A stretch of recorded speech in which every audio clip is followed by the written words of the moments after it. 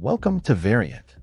The Disney and Pixar universe is undoubtedly incredible, but some crossovers are necessary to take our imagination to something surreal. Today I want to bring the crossover linking the adventures of Sheriff Wood alongside the Frozen universe. Without further ado, let's get to the That Matters. It was an ordinary day in Andy's room, with Woody, the toy sheriff, watching over the group and making sure everyone was safe and happy. Since Bonnie inherited the toys, he had gotten used to a new routine. But that day, something strange happened. Bonnie had received a new toy, a small snow globe with a glowing ice figure in the center that seemed to reflect lights in an unusual way. As night fell and the toys came to life, the snow globe began to emit a faint bluish glow. Curious, Woody approached it, but as soon as he touched the object, he was sucked in by a mysterious force. He shouted for his friends, but all he saw was a whirlwind of lights and ice before he was thrown into a completely different world. Woody fell into a snow-covered field, the freezing air making him shiver. He stood up, brushing the snow off his hat, and looked around. In the distance, an ice castle gleamed in the moonlight. He had never seen anything like this before. It was both majestic and frightening at the same time. As he walked towards the castle, the wind whistled, and he heard strange whispers around him. "Who's there?" he asked in his firm sheriff's voice. But there was no response, just the sound of light footsteps in the snow. As he approached the castle, he noticed that the gate was ajar. Cautiously, he entered, finding a vast hall with walls made of pure ice. The place looked abandoned, but he could feel a presence. Suddenly, a voice echoed through the hall. "Who dares enter Queen Elsa's castle?" Woody spun around, pulling on his cord as if that might make him more intimidating. "I'm Woody, sheriff of Bonnie's room. I'm not here to cause trouble. I just want to understand where I am." A figure emerged from the shadows, encased in a cloak of ice. It was Elsa, but her eyes glowed with an unusual intensity, as if she were under the control of a mysterious force. "You don't belong here," she said, her voice cold as the air around her. "And now that you're in, you can't get out." Before Woody could respond, the ground beneath him split open, and he fell into a prison of ice. The walls glowed, reflecting his attempts to climb, but they were too smooth. Upstairs, Elsa looked at him with a mixture of curiosity and something darker. "You awakened something by touching that globe," she said. "Something that has been dormant in this world for centuries." Woody, trying to remain calm, replied, "I don't know what you're talking about, but if you let me out, I promise I'll be out of this place for good." Elsa shook her head. "It's not that simple. You brought something with you. An energy that is attracting ancient dangers to my world." As Elsa spoke, a shadow began to move across the castle. Woody saw something in the corner of his eye, a huge figure, made of living ice, that seemed to be taking shape. Elsa looked at him, her worried expression replacing her cold gaze. "The ice beast has been awakened. We need to stop it before it..."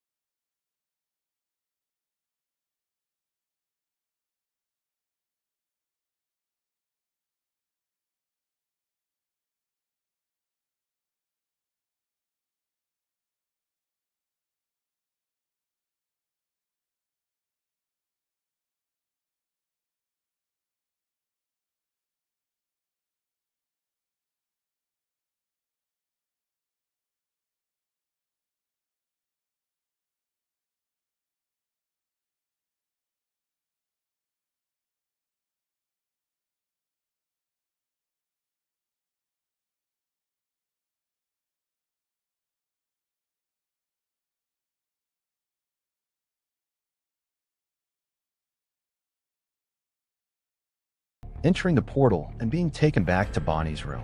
As his friends asked where he had been, Woody just smiled and placed the snow globe back on the shelf. Believe me, you wouldn't want to know.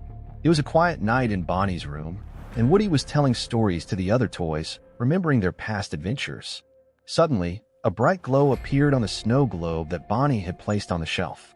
Woody, curious and apprehensive, approached to investigate.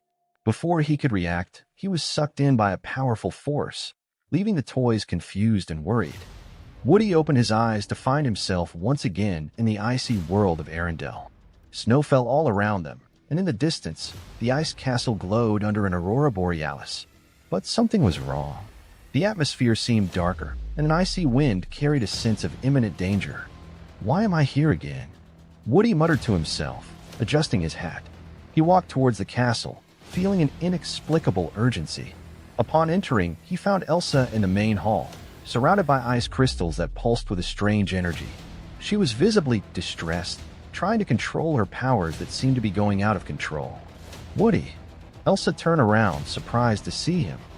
You came back. But how? The portal should have closed. I have no idea, Woody said, trying to understand the situation. But it looks like you need help. What's going on here? Before Elsa could respond, a laugh echoed off the castle walls, cold and menacing. A figure emerged from the shadows, a tall man in a dark cloak studded with black ice crystals. He held a scepter that emanated an evil aura. How moving it is to see a reunion of old acquaintances, said the man with a cruel smile. Woody, right? The sheriff who helped Elsa before. How convenient. Elsa stiffened. Granith, you escaped again. Granith laughed. Do you think you could trap me forever? Your magic is powerful, Elsa, but your fears have always been my greatest weapon. And now that you are more vulnerable than ever, your little friend won't be enough to save you. Woody stood next to Elsa, facing the villain. Listen here, Granith, whatever you're planning, you're going to have to deal with me too. I'm sheriff, and I'm not going to let you cause any more trouble. Granith narrowed his eyes in amusement. And what are you going to do, toy? Throw catchphrases at me? Before Woody could respond, Granith swung the scepter, sending a beam of ice towards Elsa and Woody. Elsa conjured an ice barrier, but the impact threw them back. He's stronger, Elsa said, struggling to stand. My magic alone might not be enough this time. Woody adjusted his hat, trying to look confident. So, how do we work together to take him down? Elsa looked at him, taking a deep breath. He feeds on fear. If we can divert his attention and destroy the scepter, we can weaken him. Distraction is my thing, Woody said with a determined smile. You take care of the scepter. As Elsa tried to get closer to Granith, Woody ran to the side, shouting to get the villain's attention. Hey, Granith, how about facing someone with nerves of steel? Or, well, nerves of wood. Granith turned away, irritated. Do you really want to test my patience, toy? While Granith focused on Woody, Elsa moved forward, using her magic to attack the scepter. But Granith realized the ploy and conjured ice creatures to protect him. Woody, thinking quickly, climbed up one of the creatures, pulling the cord on its shoulder and delivering his classic line, "There's a snake in my boot." The distraction caused Granith to momentarily lose control over the monsters, giving Elsa an opening. She launched a powerful blast of ice at the scepter, causing it to crack. Granith screamed in pain and fury as dark energy began to escape from the object. No, you can't defeat me. With the scepter weakened, Elsa and Woody joined forces for a final attack. Elsa channeled all of her magic, creating a wave of pure ice that hit Granith, freezing him completely. The castle shook, and the black crystals began to disappear. Elsa fell to her knees, exhausted, as Woody ran over to her. Are you well? Elsa nodded, breathing hard. Yes, thanks to you. The snow globe portal reappeared, shining brightly. Elsa helped Woody to his feet. It seems your mission here has ended again. Woody smiled. Whenever you need Ice Queen, just call me.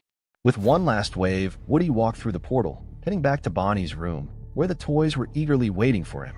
He looked at the snow globe on the shelf and smiled. Believe me, guys, this adventure was freezing. Meanwhile, in the world of Arendelle, Elsa looked up at the starry sky, feeling more confident and prepared to face her fears and responsibilities. It's midnight. I've got a trick for Mickey Mouse. Sorry, Minnie, but we don't want to be dull villains on Halloween. hanging out. He's a friend of mine.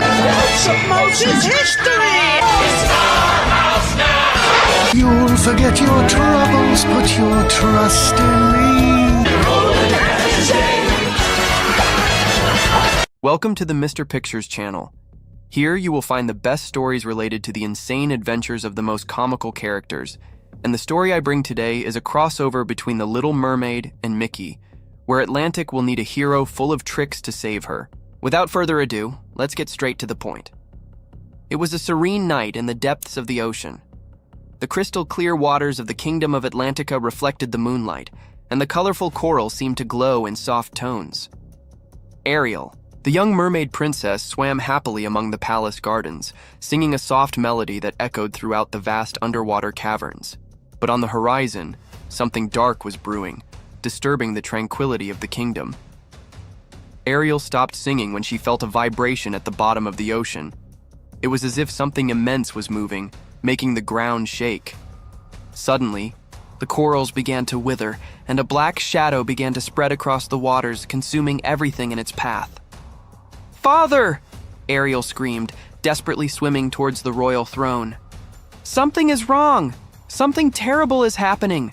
King Triton, holding his golden trident, looked out of the palace and saw darkness approaching. He sensed an energy he hadn't seen in centuries. The dark monster, an ancient and powerful creature long banished from the depths of the ocean. "It's the dark monster," Triton said gravely, turning to Ariel. "He's back, and this time he seems stronger than ever." As Triton gathered his guards to protect the kingdom, Ariel felt a deep fear. The creature emerged from the darkness, a gigantic form with red eyes and shadowy tentacles that seemed made of pure chaos. He began attacking the kingdom, destroying coral buildings and frightening the inhabitants. Ariel knew they couldn't face him alone. She swam to the hiding place of her treasures, where there was a shiny object she had found years ago in a shipwreck, a magical locket with the symbol of a mouse. She held him tightly and remembered an old story told by her grandmother about a powerful wizard who lived in another world, someone who could help in times of great need. "Please," Ariel whispered, holding the locket to her chest. "Whoever it is, we need help. Mickey's calling." In Mickey Mouse's distant enchanted castle, the medallion shined brightly, interrupting the tranquility of the place. Mickey, dressed in his blue wizard's robe, was studying old magic books when he noticed the glow. He took the medallion, which began to float and project a holographic image of Ariel, with tears in her eyes and the dark monster in the background. "I need your help!" Ariel begged. "My kingdom is in danger!" Mickey, with his compassionate heart, knew he couldn't ignore the request. He adjusted his wizard's hat and conjured a magical portal to the ocean. Mickey arrives in Atlantica when Ba Furry eyes. Mickey stepped through the portal. He found himself surrounded by the vast blue ocean. He used a spell to breathe underwater and followed the trail of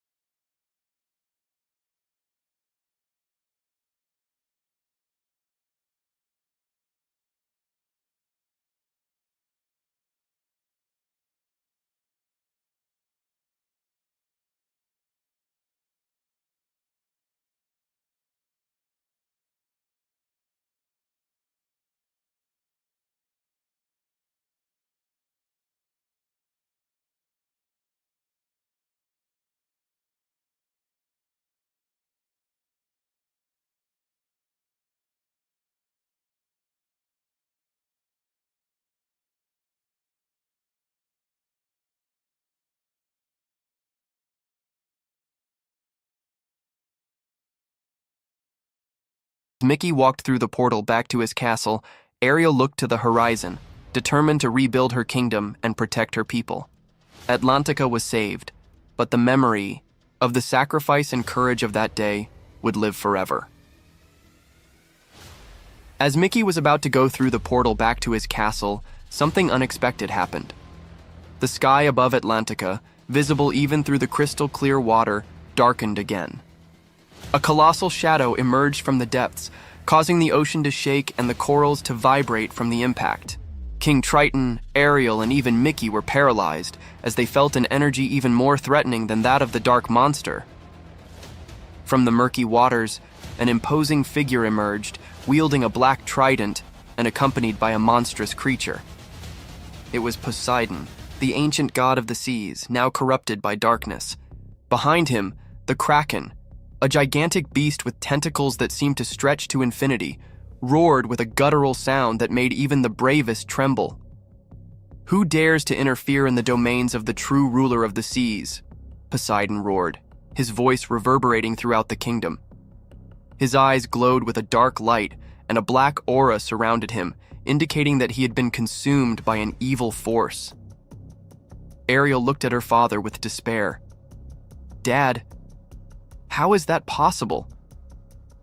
"I thought Poseidon was just a legend." King Triton held tight to his golden trident. "It's not a legend, my daughter.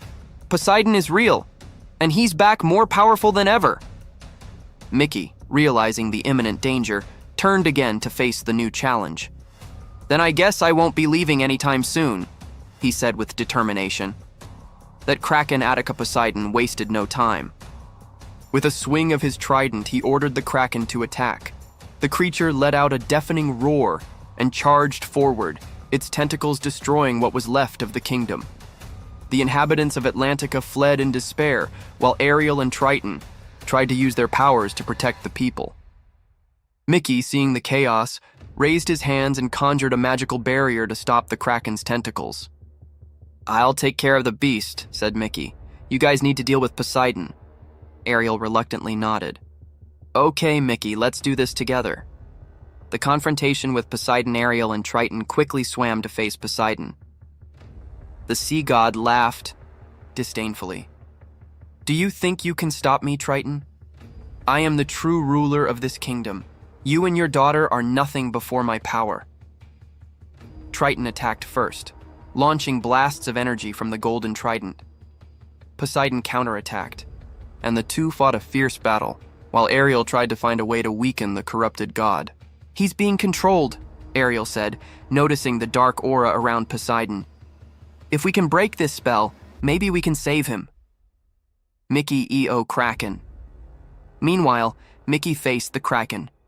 He used all his magic to avoid the creature's devastating attacks, but he knew he needed something more powerful to defeat it. Inspired by Ariel's courage, he decided to use a risky spell. Conjuring his energy, Mickey created a magic circle at the bottom of the ocean, which began to glow brightly.